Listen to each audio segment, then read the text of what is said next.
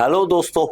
तो आज हम क्लास 11 फिजिक्स का एक टॉपिक समझना चाहते हैं, डेंसिटी क्या होता है।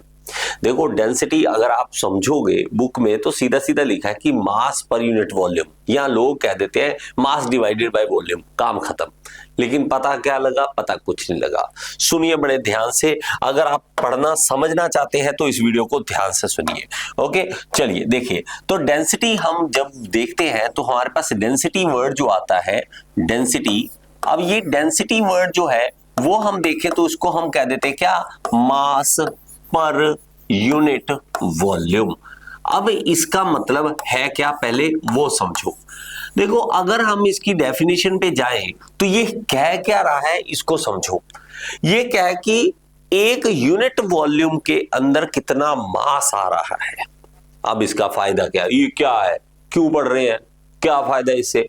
देखो, कभी आप में से किसी ने किसी को भी पानी को तोलते हुए देखा? कभी कभी देखा कोई पानी को तोल रहा हो कि इतने किलोग्राम हो गया, इतने किलोग्राम? देखा? कभी नहीं देखा होगा, कभी नहीं देखा होगा।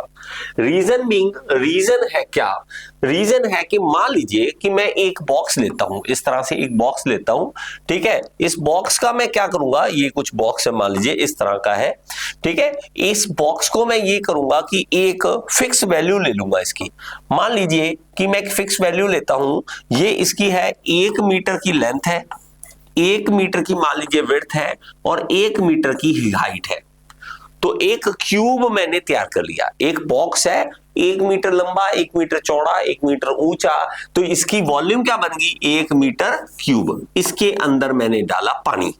इसके अंदर जब मैं पानी डालूंगा, यहां पे मैं पानी डाल दूंगा, मान लीजिए मैंने इसके अंदर पानी डाल दिया, इस तरह से बहुत सारा पानी आएगा तो मैं बहुत सारा पानी डाल दूंगा, क्योंकि 1 मीटर की लेंथ आपने देखा ना, काफी बड़ी होती है। 1 मीटर का एक डंडा सा देखा होगा, 1 मीटर लंबा, 1 मीटर चौड़ा, 1 मीटर ऊंचा, इस तरह से है मान लीजिए। अब मैं क्या कहता हूं, इस बॉक्स का अब वेट कीजिए, मास पता कीजिए कितना है। जब बॉक्स का वेट नहीं होना, सिर्फ पानी का करना है, तो करते हैं ना, पहले बॉक्स रख लेते हैं, 0 कर लेते हैं, फिर पानी डाल लेंगे। तो आपने ये चीज देखी होगी जरूर। तो हम अकेला पानी का अगर मास देखें तो इसका मास जो निकलेगा वो आएगा 1000 किलोग्राम। 1000 किलोग्राम। अब हमें एक बहुत बड़ी चीज मिल गई, क्या? फिक्स वैल्यू मिल गई। हमें यह पता लग गया कि 1 मीटर क्यूब के डब्बे में 1000 किलोग्राम पानी आता है। अब हमने इसके बाद दोबारा कभी भी जिंदगी में इसका मास नहीं देखना, पानी का कभी जरूरत ही नहीं है पानी का मास देखने। क्यों? क्योंकि पता लग गया। अब आपके पास मान लीजिए मैं बॉक्स कहता हूं कि 2 मीटर क्यूब का है, तो आपको क्या जरूरत है? सीधा लिखिए 2000 किलो पानी है, 2000 किलोग्राम पानी है। मुझे क्या टेंशन है? मैं कहता हूं कि एक बॉक्स है मेरे पास, मान लीजिए इस तरह से मैं कह देता हूं कि एक बॉक्स है इस तरह से, और उसकी लेंथ, ब्रेड्थ, विड्थ दी हुई है। मान लीजिए 2 मीटर है, और ये ब्रेड्थ और हाइट भी दे रखी है, 3 मीटर है, तो ये 4 मीटर है। 2 तिये 6, 6 चौका 24, तो 24 मीटर क्यूब का डब्बा है। इसके अंदर पानी कितना आएगा? तो आप कहोगे सर बड़ा आसान है, 1 में 1000, 2 में 2000, तो ये 24 में 24000 किलोग्राम पानी आएगा। 24000 किलोग्राम पानी आएगा। इसका क्या है? ये डेंसिटी ऑफ वाटर, पानी की ये डेंसिटी है। कितना डेंस है, कितना डेंस है। अगर मैं कहूं नहीं, मैं ना इस बॉक्स में, इस वाले बॉक्स में 1 मीटर क्यूब के डब्बे में मैं अगर गिरा दूं, मैं मान लीजिए मैं गिरा दूं इस पानी को, मैं इस तरह से करता हूं आपको समझाने के लिए। ये देखिए, इस बॉक्स में से पानी को गिरा दिया और इसमें मैंने डाल दिया मरकरी। और मरकरी आपको पता होना चाहिए बहुत हैवी होता है। ये अगर मरकरी डालोगे, अब इस बॉक्स का मास, इसके अंदर कितना मास है वो चेक करना चाहोगे ना, तो वो आएगा 13600।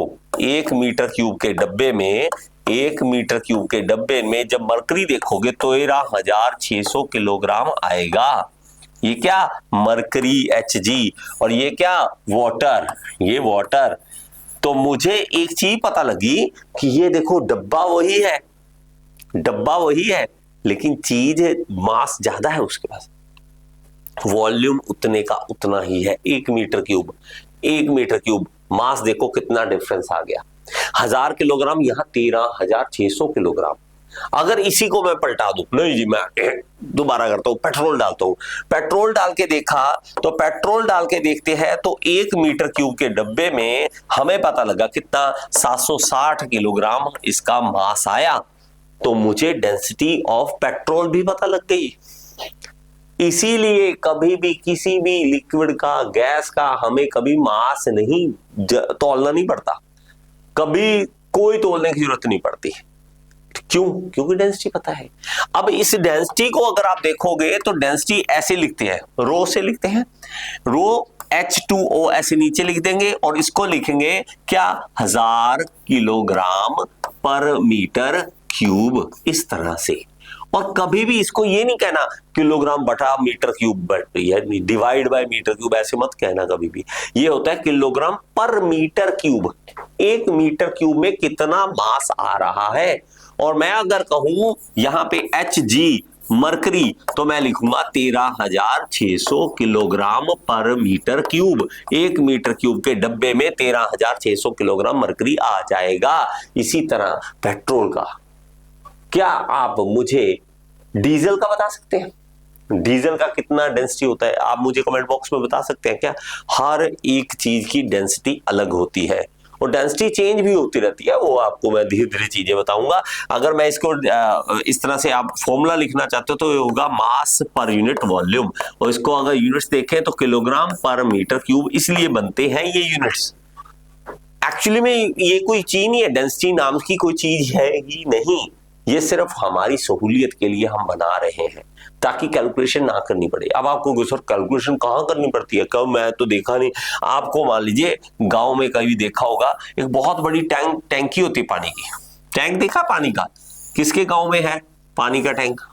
ठीक है, आपने देखा होगा गांव में बड़े बड़े टैंक होते हैं, तो वाटर सप्लाई वाले, तो वो उसमें टैंक बनाना है। अब इसके नीचे लेग लगानी है। अब मुझे ये पता होना चाहिए कि ऊपर मास है कितना।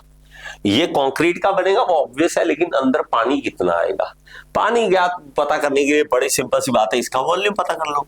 वॉल्यूम पता लग जाएगा तो हमें सब कुछ पता लग जाएगा। इसका क्या है, ये एक मान लीजिए मैं इस तरह से सिलेंड्रिकल शेप बना रहा हूं, तो सिलेंड्रिकल शेप में अगर आप बात करोगे तो आप वॉल्यूम निकालना चाहते हो, πr² फॉर्मूला लगा लो, उससे वॉल्यूम निकल जाएगा। वॉल्यूम हमें पता लग गया तो हमें डेंसिटी, उससे मास पता लग जाएगा कितना मास आ रहा है। उस मास के हिसाब से हम कह सकते हैं कि इसका फोर्स कितना, वेट कितना है, ग्रेविटी कितना पुल कर रही है, वेट कितना है इसमें। उसके कारण हमें क्या पता चलेगा, हमें पता चलेगा कि भाई साहब इसके नीचे लेग कैसी लगानी है। समझ भी आ रहा है या नहीं? समझ आ रहा है? क्लास 11, क्लास 12 फिजिक्स आप करना चाहते हैं, आप मेरे साथ बड़े आसानी से कर सकते हैं। इस तरह से समझ के फिजिक्स के लिए आप कोई टेंशन मत लो, आप गियर इंस्टीट्यूट की ऐप डाउनलोड कर लो, वहां पर आप मेरे साथ पढ़ सकते हो। वैसे अगर देखोगे तो मेरे दूसरे चैनल पर हम जो तैयारी कराते हैं SSC JEE RRB JEE, इसकी तैयारी करवाते हैं, वो हमारा दूसरा चैनल है। फिजिक्स वाले चैनल पर हम फिजिक्स का ही स्पेशल करवा रहे हैं। तो फिजिक्स आप पढ़ना चाहते हैं क्लास 11, क्लास 12 का, तो आप मेरे साथ बात कर सकते हैं। इस नंबर पर कांटेक्ट कर लीजिए 9646527429, इसके ऊपर कांटेक्ट कीजिए। इसी तरह से आप चीजें मजेदार करके पढ़ सकते हैं आप मेरे से। थैंक यू सो मच, इसी तरह हमारे साथ जुड़े रहे। अगली वीडियो में फिर से मिलेंगे, और लाइक कर दीजिए बेटा वीडियो को, ठीक है? Thank you.